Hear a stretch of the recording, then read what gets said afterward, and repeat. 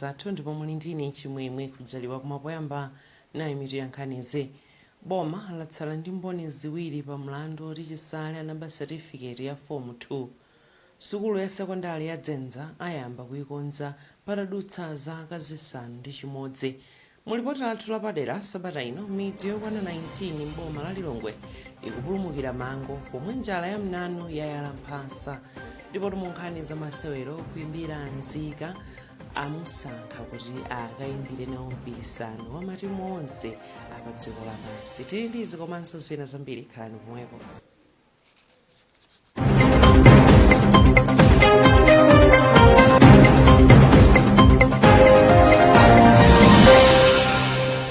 Tiyamba motere tonkhanizi kuti bwalo la milandu mu mzinda wa Lilongwe layimitsa mlandu wa Norman Chisale omwe akumuganizira kuti anagwiritsa ntchito certificate yotisi yake mpaka pa 17 December chaka chino.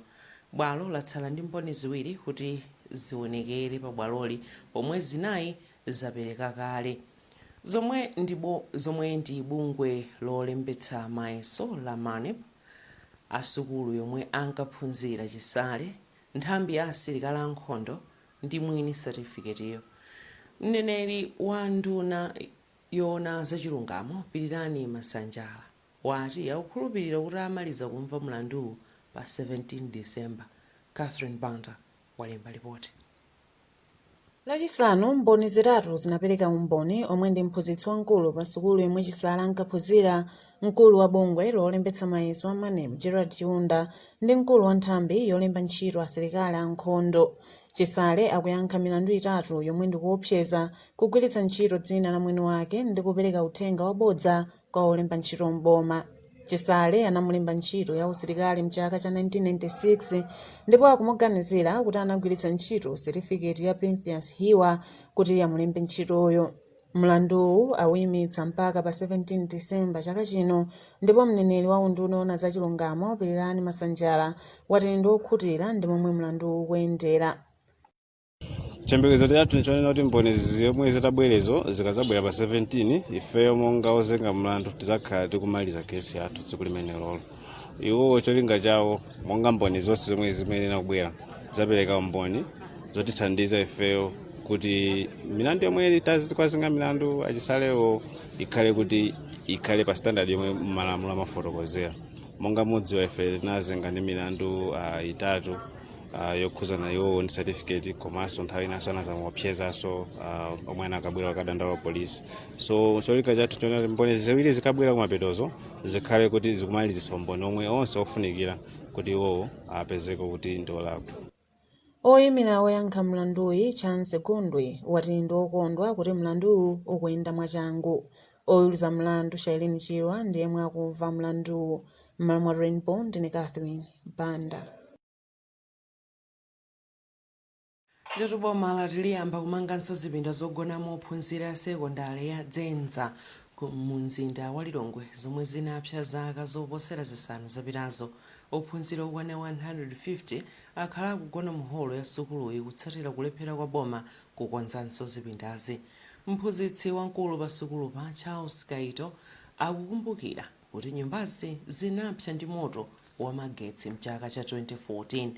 Koma sanazikonzebe ndipo wati palibe chomwe angachite kuposa kuyika ophunzirawa mu holoyi. Robert Edward akutsatira bwino nkhani ndipo adza ndi ripoti.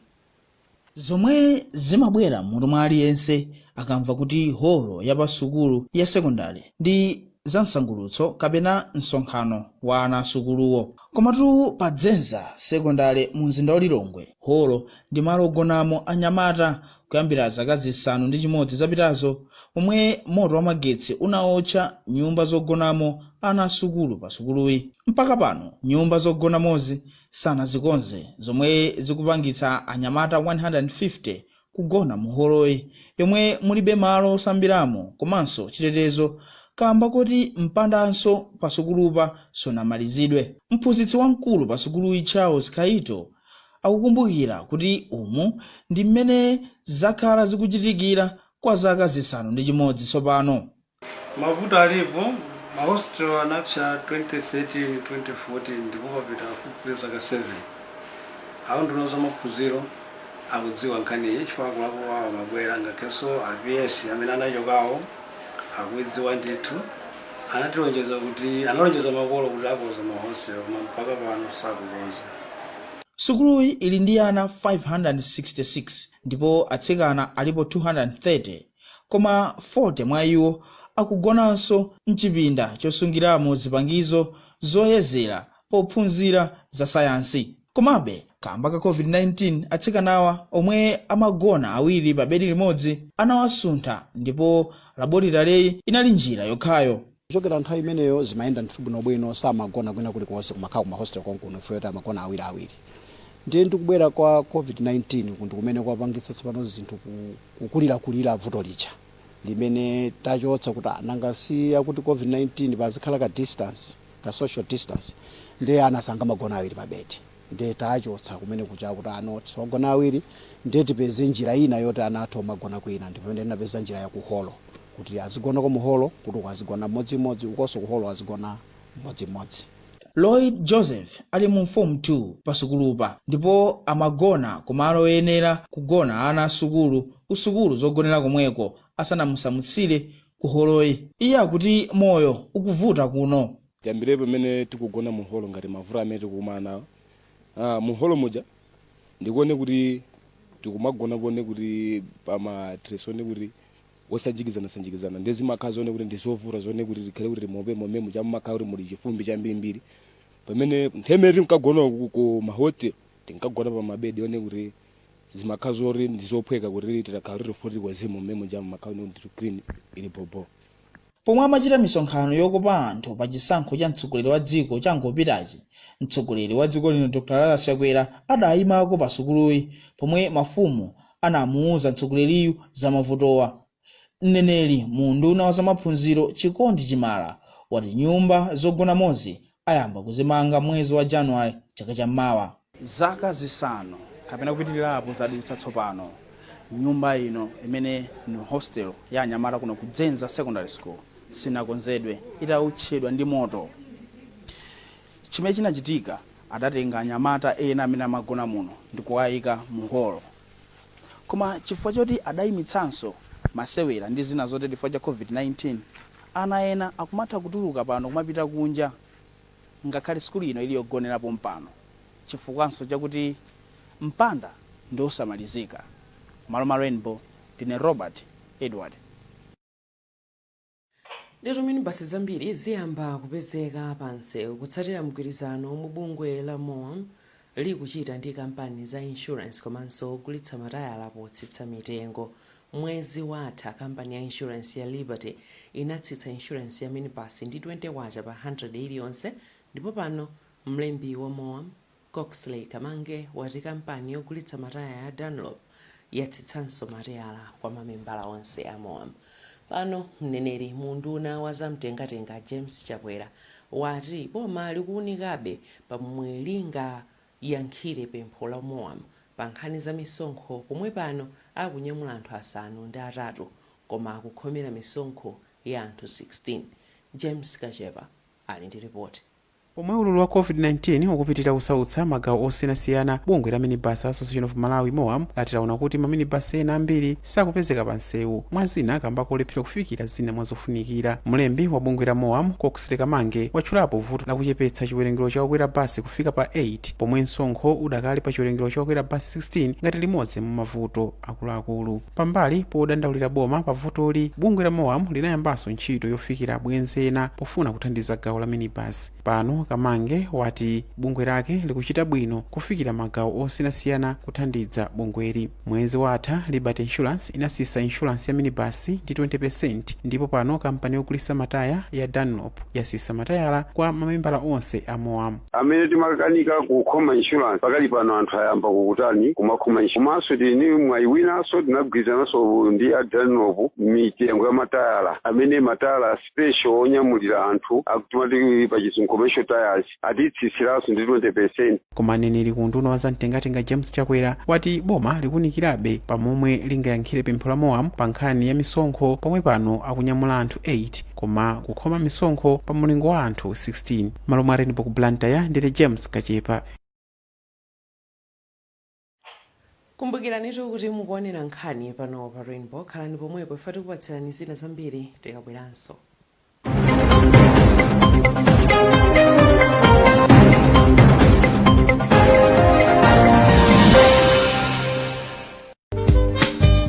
Zomba kudikira kucha kwatha tsopano.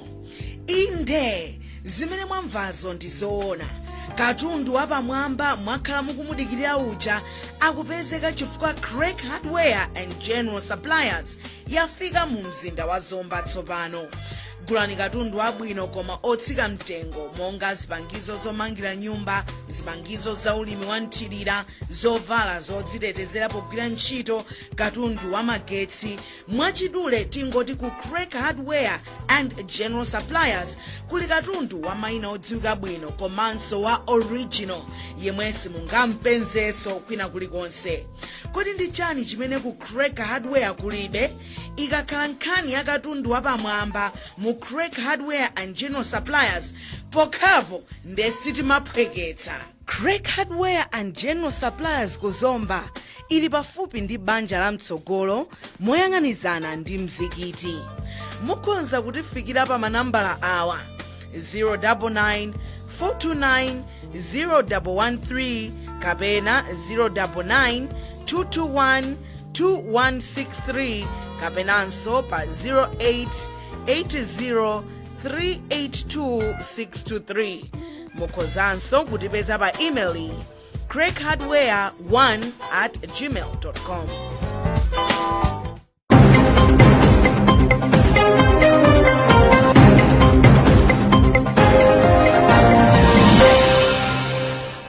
tikulandireni nsokoto ku nkhani zathu muli ndini chimwemwe kujaliwa. Tipitiretu ndi nkhanizi ndi ripoti lathu lapadera pomwe njala ya mnanu yakuta midzi yokwana 19 kwa senior group Chinkhunda ndi Nkhanira kwa mfumu yaikulu Kalolo mboma la Lilongwe. Komatu chomwe chikuwawitsa maganizo anthuwa ndi malingaliro opweteka adzakumananso ndi vuto longa lomweri chaka chamawa kamba kuti ambiriwa sali mkaundula opindula nawo mu ndondomeko ya zipangizo za ulimi zotsika mtengo. Ndiyetu mu ripoti lathu lapaderali sabata ino Jona Pankuku wapeza kuti anthu mderali akupulumukira mango awisi pomwe akuti adindo akhala asakuchitapo kanthu pakulira kwawo kufuna thandizo la msanga. Mphikira Robinson ndi mayi wa zaka 68 ndipo amayang'anira ana atatu omwe ndi amasiye komanso amuna awo omwe anasiya kuona zaka zapitazo. Iye akuti amavutika kusamalira banjali poti zonse zimadalira iye. Njala yopanda chifundo yomwe ayala mphasa m'midzi 19 kwa senior group a Chinkhunda ndi Nkhanira kwa mfumu yaikulu Kalolo ku Lilongwe yakhudzanso kwambiri banjali. Mayi Robinson akuti alibe mtengo wogwira koma amamvera chisoni kwambiri mwamuna wawo yemwe akudwala kamba kuti masiku ena dzuwa limatuluka nkulowa opanda chakudya chilichonse. Ora bombo wawa awatele mwamma mwaonera mkwawa ukwawa ndithu kwawa ili nene waucheno nipetoka machukoka ni mumune mtimutani ukazikike ifuyori nusomu kyani chakudya uchama ni sukari ndekulo sote jani oso mtendero kanga na mango kumtunza kutanizana nipira nini. Mukafukufuku wathu mderali tapeza kuti zinthu zafika povuta kwambiri kamba kuti manja akudalira mango osapsa ngati chakudya chawo cha tsiku ndi tsiku kuti akhale ndi moyo. Mangowa akumawaphika nkukhala chakudya chakadzutsa, nkhomaliro komanso mgonero ndi nthawi ya nkhomaliro. Naomi Banda mayi wa ana anayi akukangalika kukonza mangowa kuti banja lake lidye. Komatu mayiyo atali ndi nkhawa posadziwa komwe kuchokera chakudya cha tsiku lina poti mangowa akuoneka kuti akutha tsopano. Tumakhala kuti mali taphika ndi kuti mazulo anasapira akachole tiphikeso. Lero muonebe kuti anawa kamwayi kamapezeka pamene popo basi tapezeka ndalama nthawi zino tithamanga kakula kaufako. Lipoti lowunguza chiwerengero cha anthu omwe ali pa chiopsezo chosowa zowayenereza lidalosera kuti pafupifupi anthu oposa 2.6 miliyoni mdziko muno atha kukhala opanda chakudya mchaka chokolola cha 2020 ndi kumayambiriro a 2021. Lipotili linaonetsanso kuti chiwerengero cha anthu ovutika m'midzi chikwera ndi anthu asanu ndi atatu mu 100 aliwonse kulekana ndi chiwerengero cha anthu 1.8 miliyoni chomwe chinalipo mchaka cha 2019. Sidonia Kamkaka ndi okalamba koma amalimabe ndi chiyembekezo kuti mwina nthawi yokolola adzapezako kachakudya. Iye akuti moyo ukuwawa poti anataya mwamuna wawo komanso ana asanu ndi anayi omwe akanatha kutsamirapo mu nyengo yonga iyi. Mango ndithu nawe yali ni mwana lesiya teko zibiti tisaname palibe munthu amene angane kuti ali mthumba mnyumba yachimanga mbodza. Mkulu wina yemwe ali ndi ana asanu ndi mmodzi Gausi Jeremiya akuti njalayi yampatsa chitonzo ngati bambo. Iye akuti amalephera kuthandiza banja lake pomwe likusowa zoziyenereza maka chakudya. Apa akuti akungofika kumene kuchoka kokasaka maganyu kuti apeze ndalama yogulira chakudya. Jeremiya akuti banja lake linamaliza chakudya chonse chomwe lidakolola. Matunda kusika wakwansunjo uko basi ukapeza kuti madamage ngati mango basi ndipengako limenelo zapatsakosana apo nono kwakamwa kwa mphasa ndempovutiratu kuti apeze ndi maganyu amene kuti akhalebe ndi thandizo la chakudya kamba kuti amadwaladwala. Ine nderu tene njala mweyo ndi palivula limene njala ndi vurombiri komanso matenda timasowa chipatala pafupi koma kuti akhala clinic ine mwachiti khozo njira omwayi koma chipatala zipatali ingongoko ndiyeni kwa kumkanga niko kwanthu ndi zipatala koma zili patali koma chikakhala kupano clinic pafupi pano inokuti khozo chitika mwayi. Malo osungirako kwa ana amasiye ndi okalamba achisomo omwe anakhazikitsidwa mchaka cha 2019 nawo akhudzidwa kwambirinso ndi njala ya mderali. Mkulu wa pamalopa Bernard Chikhasu wati njalayi yawakhudza kwambiri poti akulephera kusamalira anthu okalamba okwana 58 ndi ana amasiye okwana 55 omwe amawasamalira. Makolo amene akusamalira nawa njala yavuta akumakhala kuti anthu awupita kuminda kukatenga mango kumadya ngati chakudya ndiye kuti abwere kunoku tidzasonkhane nawo anawo komanso akuluakuluzo kumavuta chifukwa chonena kuti akumakhala akupita kukasakasaka zakudya.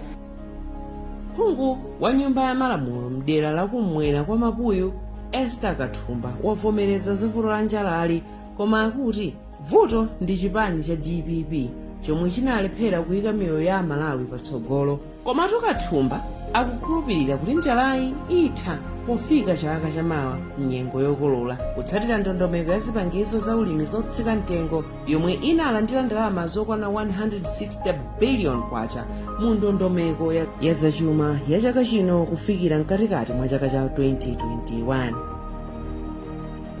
Mwezi wa Oktoba mchaka chino cha 2020 mtsogoleri wa dziko lino Lazarus Chakwera anakhazikitsa ndondomeko yomwe ifikira alimi okwana 4.2 miliyoni komatu chiwerengerochi chinatsika kufika pa 3.7 miliyoni kamba ka imfa, kubwereza kwa mayina mkaundula kwa alimi komanso kusapezeka kwa alimi ena omwe anali mkaundulawo.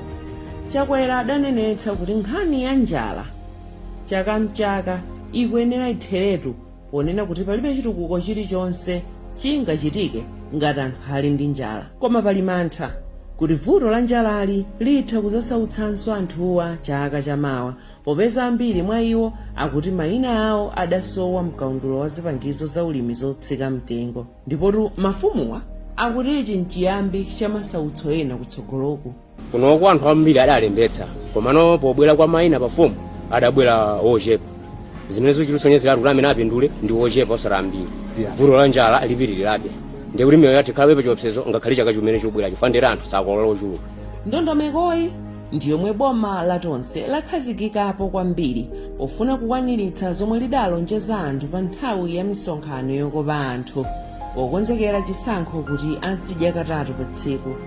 Koma ndondomekoyi ikukumana ndi zotsamwitsa zambiri kuphatikizapo vuto la netiweki, ukamberembere komanso mchitidwe wakuba zomwe zikuchititsa kuti alimi ena kumagona pamalo ogulitsa zipangizozi kwa masiku angapo kuti mwina akwanitse kugula zipangizozi.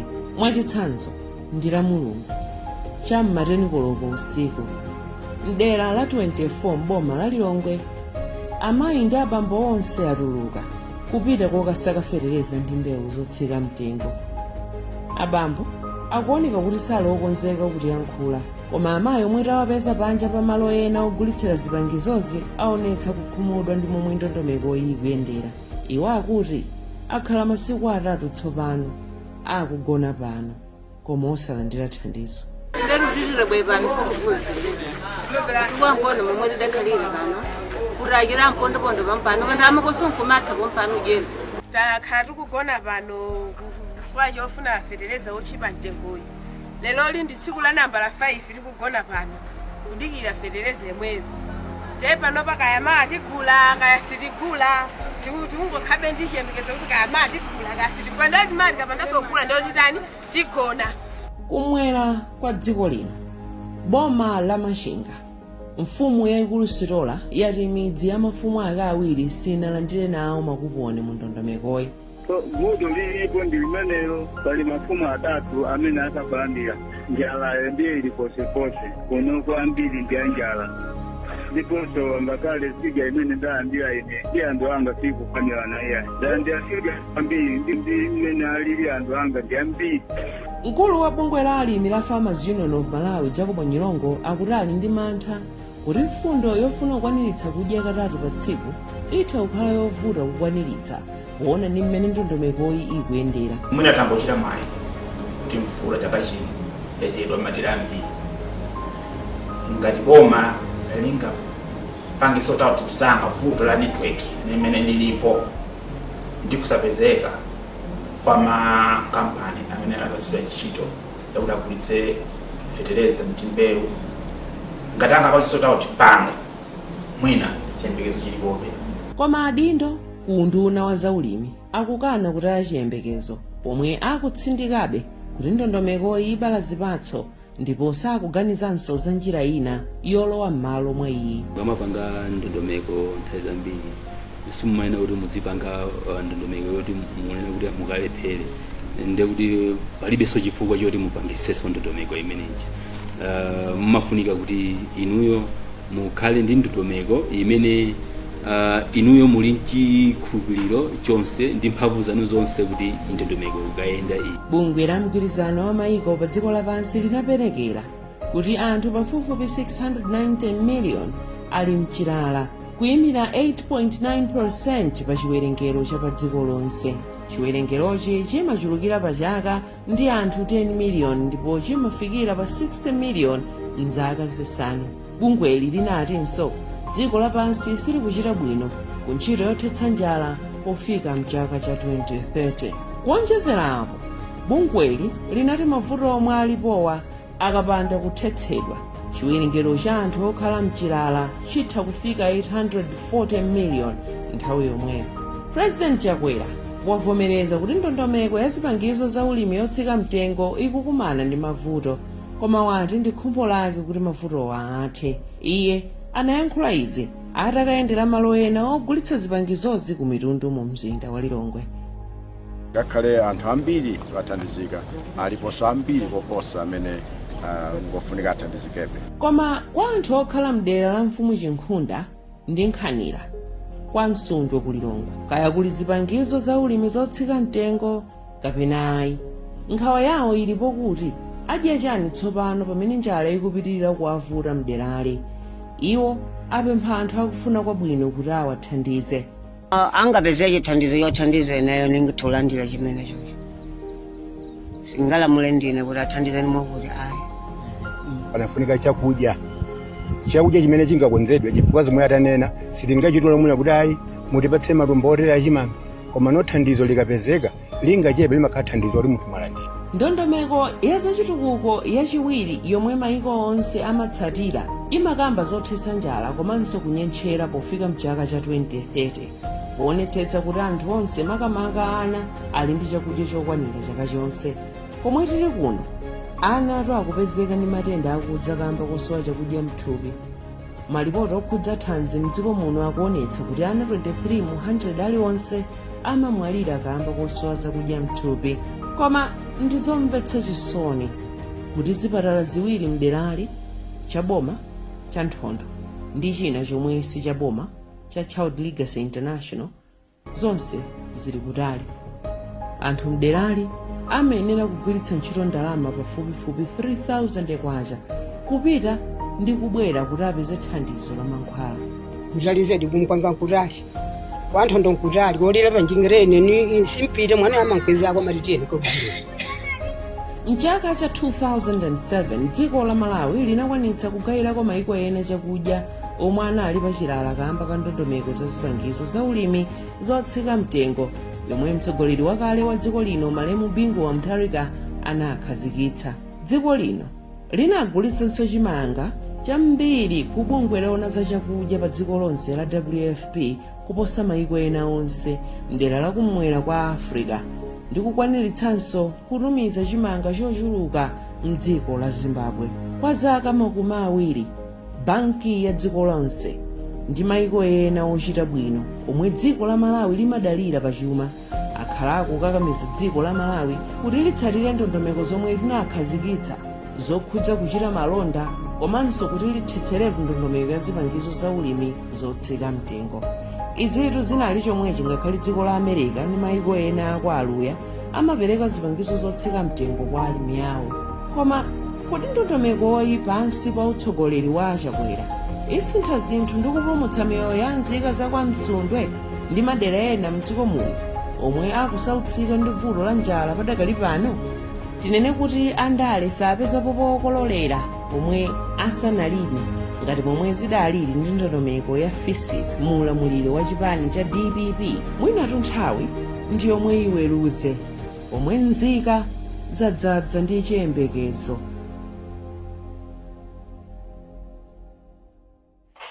Timalizetu ndi nkhani za masewero.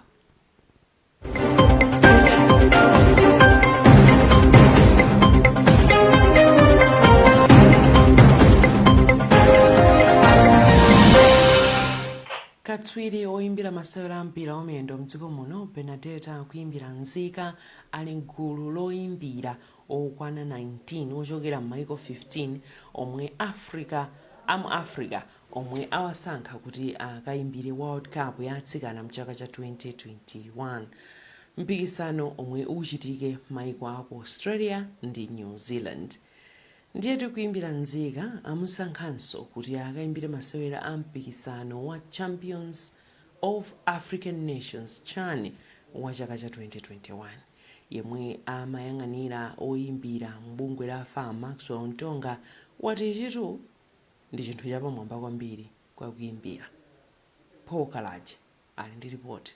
Katswiri oyimbira masewera ampira wa miyendo mdziko muno Benedetta akuimbira mzika akupitirira kuchita bwino pa dziko lonse ndi ukadaulo wake oyimbira masewera ampira wa miyendo atatenga nawo gawo mu maphunziro ogwiritsa ntchito makina a kompyuta poyimbira masewero kapena kuti video assistant referee VAR mchingerezi miyezi ingapo yapitayo. Pano kuimbira wasankhidwa kukhala nawo pa mndandanda wa oyimbira okwana 19 ochokera m'maiko amu Africa kuti akayimbire nawo masewera mpikisano wa Women's World Cup omwe achitikire m'maiko a Australia ndi New Zealand mchaka cha 2023. Kupatula kusankhidwa kukayimbira masewera mu mpikisano wa Women's World Cup amchaka cha 2023 wa kuimbira wasankhidwanso kuti akayimbire masewera mu mpikisano wa Champions of African Nations CHAN amchaka cha 2021. Yemwe amayang'anira oyimbira masewera mpira wa miyendo ku bungwe la Football Association of Malawi FAM Maxwell Ntonga wati ichi ndi chinthu chapamwamba kwambiri kwa kuimbira ndipo walimbikitsa oyimbira ena achizimayi kuti atengere chitsanzo chabwino cholimbikira ntchito chomwe kuimbira waonetsa. marefarizi mayiwa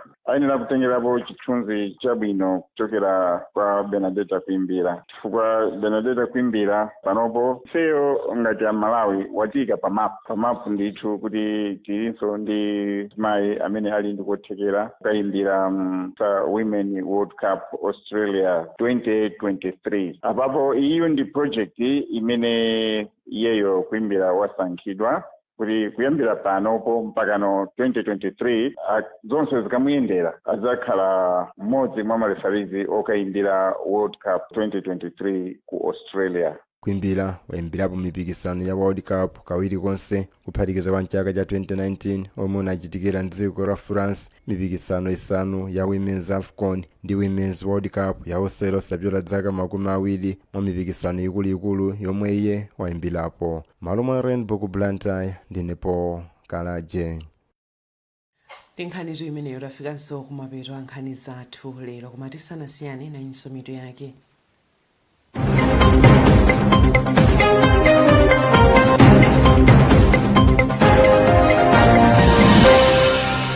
Boma latsala ndi mboni ziwiri pa mlandu woti Chisala anaba certificate ya form 2. Sukulu ya sekondari ya Dzenza ayamba kuyikonza patadutsa zaka zisanu ndi chimodzi. Mulipoti lathu lapadera sabata ino midzi yokwana 19 boma la Lilongwe ikupulumukira mango pomwe njala ya mnanu yayamphasa. Ikupulumukani za masewero kuyimbira nzika musanga kuti akayimbire nawo mpikisano wa matimu onse pa dziko lapansi. Munainjini chikumbiro kuchali mwapitirani kuonera pa programu otsatirawa pano Rainbow.